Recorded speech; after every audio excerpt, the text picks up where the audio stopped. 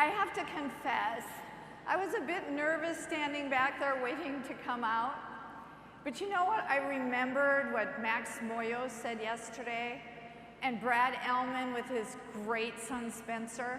And I remembered that they said, you don't have to be the best. You just have to be your best. And I am always my best when I am with other MDRT members, so thank you.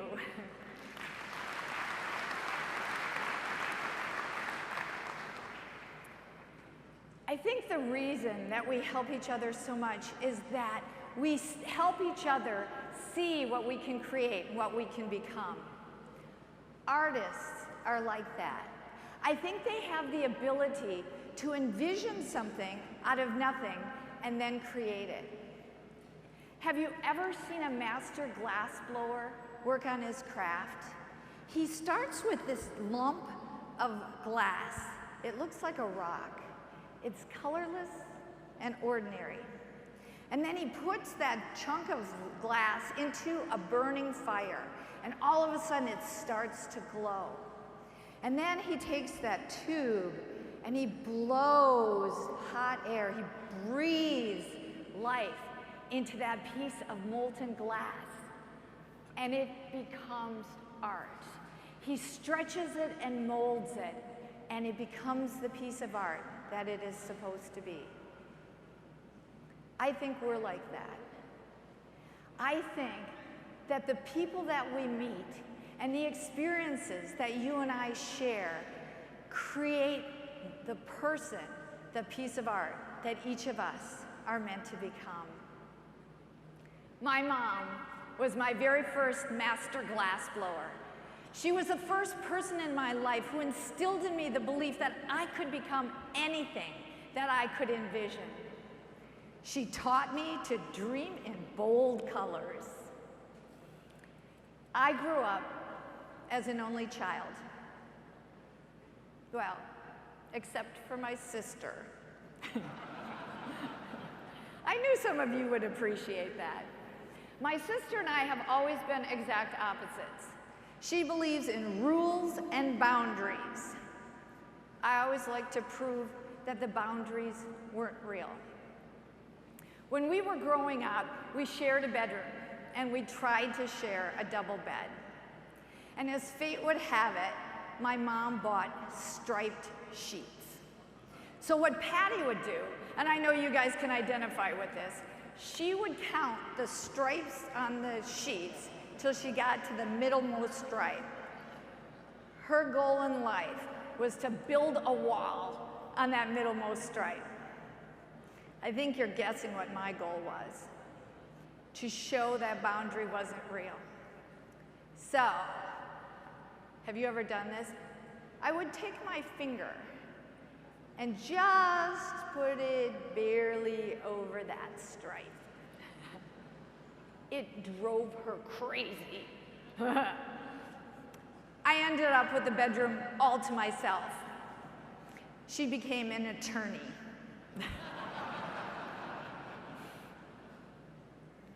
Most of the master glassblowers in my life have helped us push boundaries. Look at all of us. We like to push boundaries.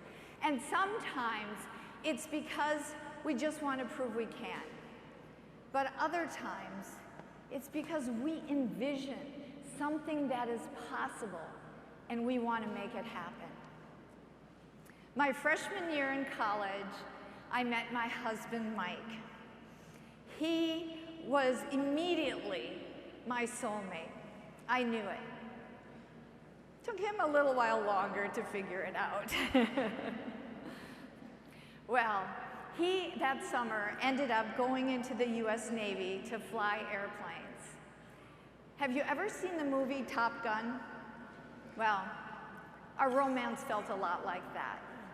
That September, we ended up getting married and starting to share our dreams together.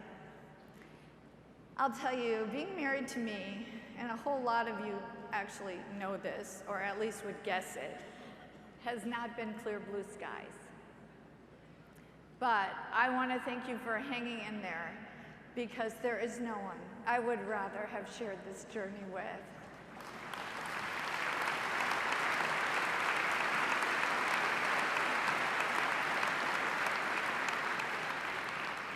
Mike and I are going to be celebrating our 40th wedding anniversary this September.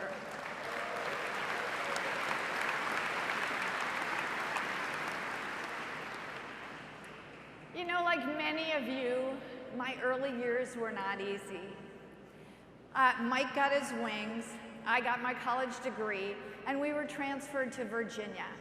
And he was almost immediately sent out on a 6-month deployment.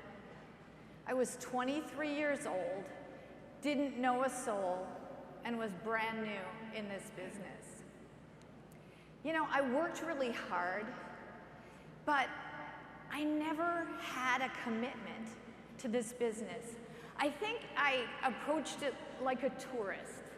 I thought I'd come and stay for a while and then just move on. But because I worked hard, at least I got to MDRT. And although I came to that first MDRT meeting as a tourist, you helped me see the vision of who I could become. And I left that meeting committed to this career. I share that with you because the important point is, it really doesn't matter where any of us start. It is not the thing that determines where we can end up.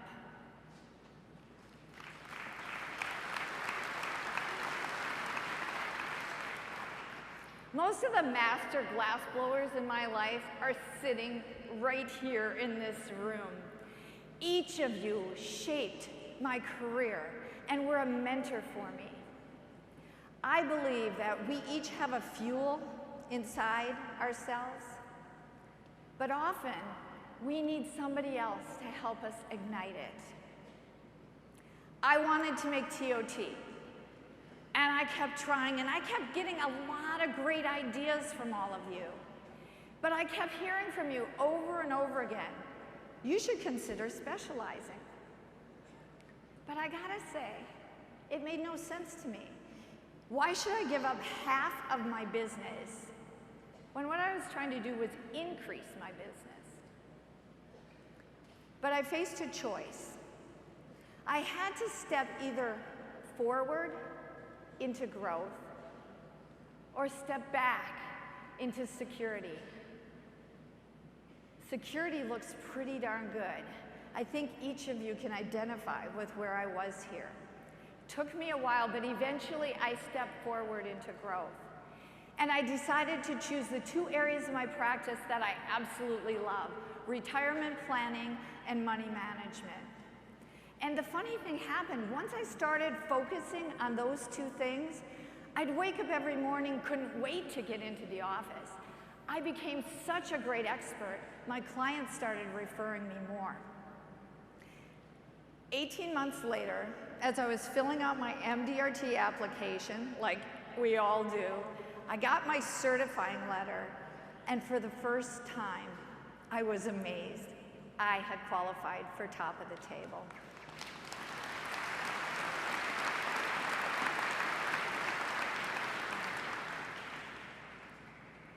Master glassblowers rarely work alone. What they do is so dangerously hot and so intricate that often they need multiple skilled hands working together in partnership. Notice it's skilled hands. Well, the first set of skilled hands that I added to my practice was an expert assistant. Do you have someone who is as good at what they do as you are at what you do? If you don't, my suggestion is to make that a priority. Because 32 years ago, I had the great fortune to find Martha, this expert assistant. And Martha has been truly the foundation of all of the success in our practice. Martha, you are phenomenal.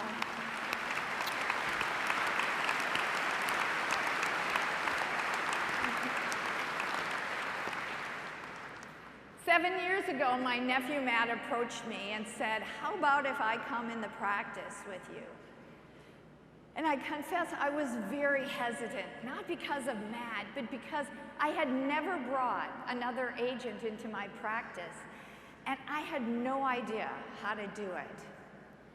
But I've got to tell you, his fresh vision and his energy has brought our practice to a whole new level. And his being there has helped us bring the linchpin of a very new offering, multi-generational planning, and our clients love it. I'd like to ask you to help me here because I would like all of us to recognize Matt. Matt has earned his seat at this table for the 5th year in a row.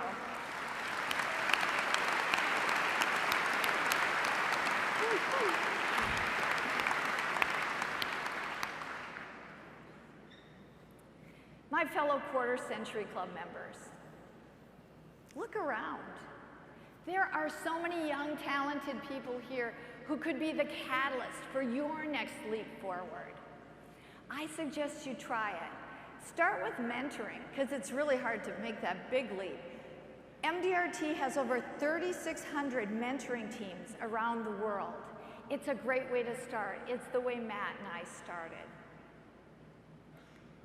Do you know how glass gets all of that amazing color? Well, what they do is they take minerals and chemicals and metals and they infuse it into the glass when it's in the hottest part of the flame. I think that's like us. It's the blending of our global ideas that allows us to move forward and envision our next big growth. 30 years ago, when I was here, there were very few women in MDRT, and there were very few international members. But look at us today.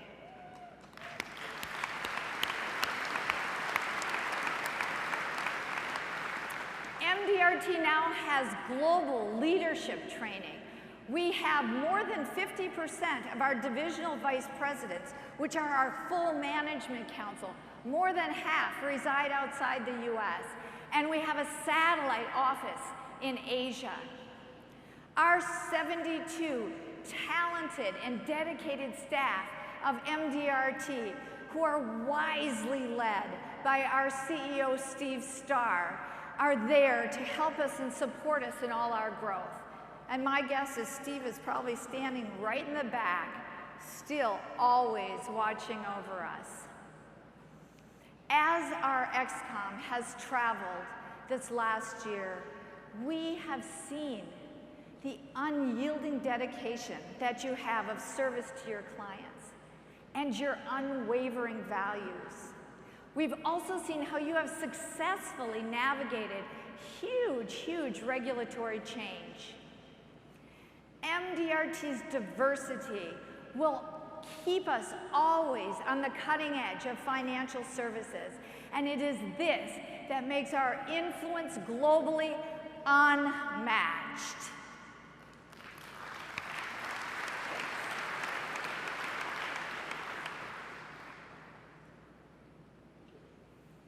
You know, each of us have challenges that test us greatly.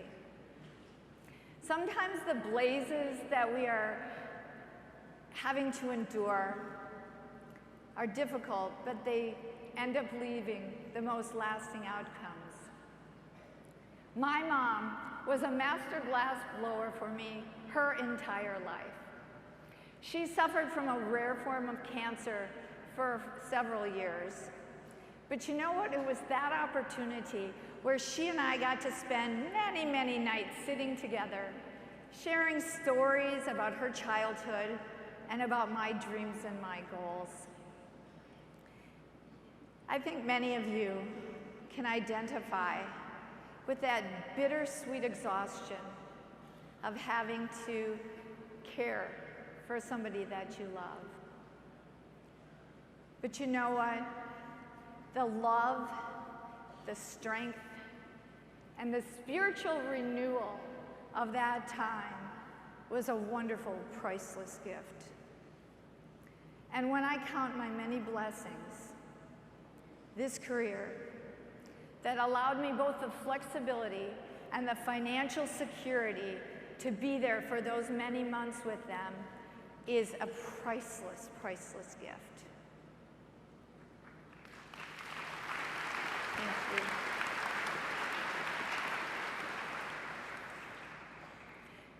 Recently, I saw a TED video. I don't know if you all watch TED videos, but they are great. I watched a TED video about a young girl, Candy Chang, who had just survived Hurricane Katrina. And she too had lost a loved one. But she dug deep in herself, and her feelings of sadness started to move forward into this need to move forward and to do something that mattered. When Candy looked out her window of her apartment, what she would see is this abandoned building. But Candy's an artist, and instead of seeing that lump of debris, what Candy saw is what it could become. So she grabbed some of her friends and she grabbed a couple of pails of chalkboard paint, and they went out and they painted the sides of that building. And Candy stenciled the words on that building: "Before I die, I want to blank." It was Candy's dream that people walking by would pick up a piece of chalk and that they would write on her wall their innermost dreams and goals. And it began to happen. People came by and they wrote, "Before I die, I want to sing for millions. Before I die, I want to hold her just one more time." Candy's inspiration transformed not only her, but the whole community that had been doused by that hurricane's waters. Her inspiration has gone across the globe. There are walls in countries everywhere.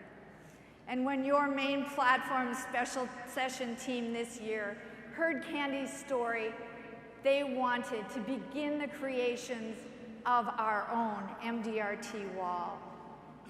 And I say begin, because you know what? It's not that piece of wood. It's not those lines, "Before I die, I want to." That wall is not alive until you take that pen that you were given this morning and you share with all of us your innermost goals and dreams. When you walk out today, out in that hallway where you came right in, there is going to be our big MDRT wall. Let's fill it out with your visions and your dreams. For me, before I die, I want to become a glass blower for others. I want to help you see the work of art that's inside you that you are meant to become. I want you to see the light that my husband Mike, my mom, and so many of you have helped me. MDRT is filled with extraordinary people. And it's going to be an amazing year for me, surrounded by my members, breaking through boundaries, watching you envision what's impossible, and watching you create it. Like a glass blower, MDRT members continue to breathe the life of greatness into all of our tomorrows. The more we connect with each other, our talents, the greater all of us are going to be. I am so proud to be a member of this organization. I can't tell you with what gratitude and what humility, humbleness maybe, I stand here and thank you for this amazing opportunity. And I'm going to take every passion I can to move forward. I accept the honor to become your president.